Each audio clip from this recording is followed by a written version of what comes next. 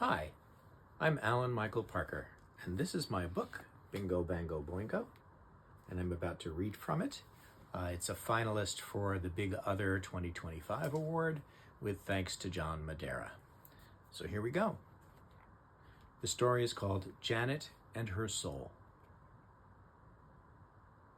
Some people can be what they want, Janet thinks, jealously, at the mall. They can be beasts. They can give in, their beastliness okay. They're in their lairs, and then they come out to hunt, and they feed, and they send a scout ahead of the horde, and the other beasts on the other side of the river, the mall has a fountain, make beast noises, and the hordes side-eye each other or flat out stare down. Packs of beasts shopping, she thinks, picking up provisions for the journey ahead. Janet is here to get a pair of earrings for her soul, to accessorize. She's meeting Elsa in the food court. Because a soul has moods, and the times of day it wants to be at the mall, and colors, and for sure a soul needs to be kissed, and to kiss. Janet's soul is a spring.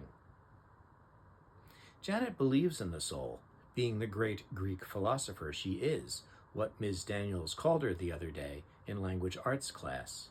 Ms. Daniels and her jokes, because Janet's parents are from Indiana. Who's more lonely, she thinks, a soul, a Greek philosopher, or Ms. Daniels? It's like fuck, marry, kill, only not.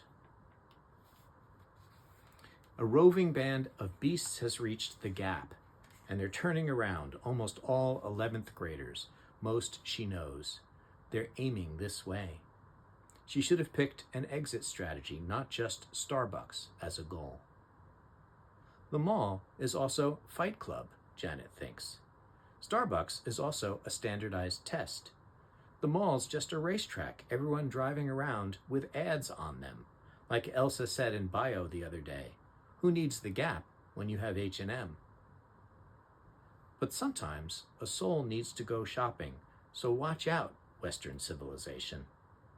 All of the feelings in her own body ready to be freed, all of the peoples around the world ready to be freed. Her ship will be waiting for her at the end of the day, i.e. parking lot 3. Queen Janet is here, my people, and I love each of you in your humanity. But first, Janet needs to be unseen, to slip past the invaders and the beasts and the haters, the older kids, what she wants to be. She hides in the bathroom, feet up on the toilet, in case anyone peeks under. Her soul in a tight, tight ball. Tighter.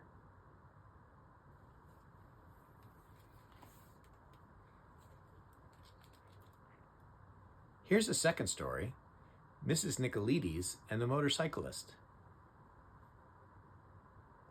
Living again in Athens, teaching William Blake's The Tiger in the American school, Mrs. Nicolaides suffers through the petulance of a high school junior doomed by his indifference. Worse, he thinks he's funny. His poetry exam reading, fucking, fucking, fucking, fucking, fucking trochees. Although that is pretty funny, she has to admit. But she knows his future because that's her awful gift. That's what made her leave Greece, and finding that she couldn't leave her future, no matter where she was, made her come back. She's Ariana Nicolaides. She knows what happens to everyone. All she has to do is read the dirty, oily puddle. In the slick, there's the deadly swerve his motorbike will take, the sassy boy sliding, pinned, his bravado ground between machine and stone, his skin in shreds. She can even see the passers-by.